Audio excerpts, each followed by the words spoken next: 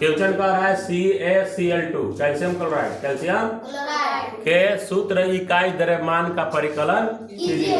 सूत्र इकाई द्रव्यमान निकालना है। जिस प्रकार से आणविक द्रव्यमान ज्ञात किया जाता है उसी प्रकार से सूत्र इकाई द्रव्यमान ज्ञात किया जाता है। अंतर इतना रहता है कि आयन के रूप में रहता है। ठीक है, तो देखो इसके लिए पता होना चाहिए कि इसको में उपस्थित तत्व कै गो है, नहीं तत्व कै गो है, और इसको में ये पता होना चाहिए कि उसका परमाणु द्रव्यमान पता होना चाहिए। ठीक है, तो देखो प्रश्न से यहाँ लिखोगे, प्रश्न से Ca का मतलब है कैल्शियम। तो कैल्शियम का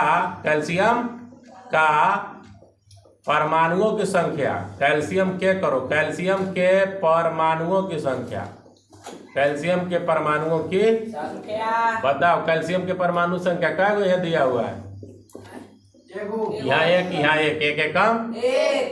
और कैल्शियम का पता होना चाहिए परमाणु द्रव्यमान।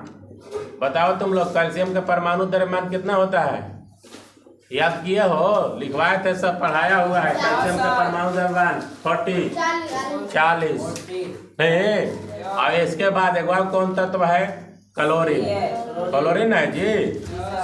Cl के परमाणुओं की संख्या, क्लोरीन के परमाणुओं की संख्या कै गो परमाणु है, दूगो। कैसे दूगो है कि Cl के नीचे 2 लगाया हुआ है। ठीक, और यहाँ वाला संख्या सबके लिए रहता है, यहाँ कुछ नहीं है तो 1 है तो 2 एकम, तो क्लोरीन यहाँ 2 गो है। और क्लोरीन के परमाणु द्रव्यमान कितना होता है, 35.5।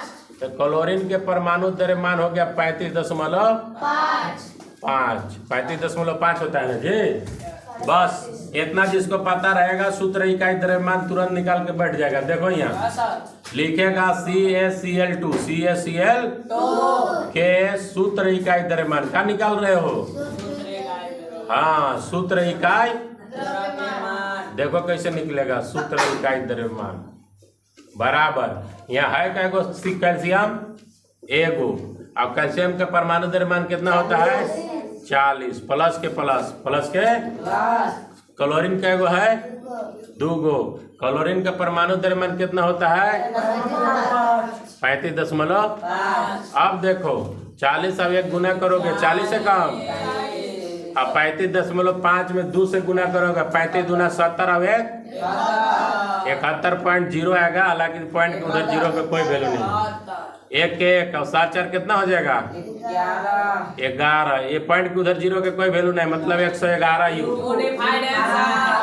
Unified answer.